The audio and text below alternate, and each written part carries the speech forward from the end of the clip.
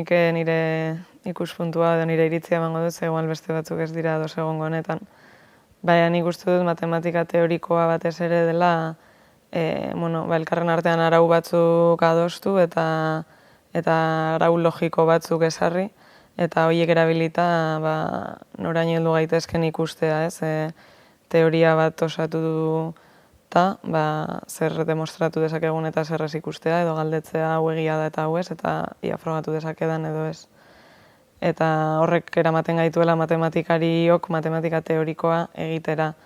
Badago jendea gustatzen zaiona mota horretako galdera logikoei erantzutea eta beste batzuei ez. Adibidez joku tipiko horiek nik baldin badauzkat 2 pilota edo 4 pilota eta batek pisatzen badu gehiago zenbat pisaldi behar ditut jakiteko zein den edo mota horietako erronkak, baina beste maila teoriko baten eta beste arau batzuekin.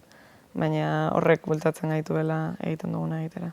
Matematika teorikoa garrantzitsua niri behintzat iruditzen zait, hori garrantzia beti da subjektiboa ez.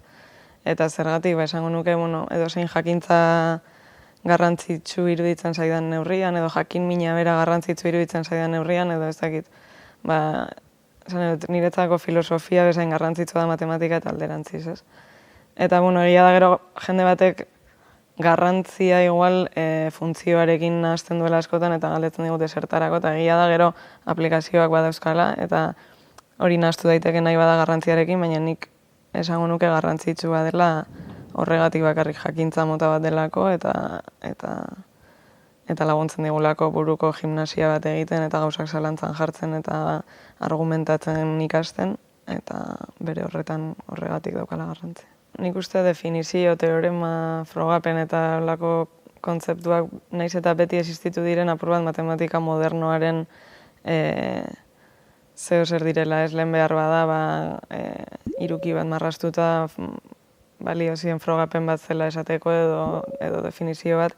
Eta 19. mende bueltan horre Euklidesen axiomekin eta eukizuten nolako krisi moduko bat, eta horrek ekarri zuen formalizazio maila batzutan estremoa, ez? Eta orduan matematikan gaur egun behintzat oinarrian daudena dira axiomak direla nolabait egia indiskutibletzat hartzen direnak eta ez dutenak frogapen bat eskatzen, hau da, denok onartzen dugunak egiak direla eta listo, horrez dago eztabaidarik. Beti ere gero zaramatzatenean gauza absurdo batera, ez? Eta gero horren gainean, azten zara eraikitzen definizio bat, definizioa zentzuzkoa izan behar da, nolabait konsistente deitzen zaio, baina. Eta hortik aurrera, azten zara definizioen gainean propietateak aztertzen. Eta propietatea enuntziatzen duena litzateke teorema, eta frogapena litzateke ze argumentazio logiko erabiltzen dituzun hori demostratu alizateko matematikoki. Matematikak nik uste hor daudela teorikoa eta aplikatua biak, eta bi aldetara doala bidea, ez? Askotan norbaitek behar duenean badaki hor daukala matematika herramienta potente bat dela, eta askotan leku baten edo besten aplikatzen den zerbait dela, eta orduan beraiek jotzen dute matematika teorikora.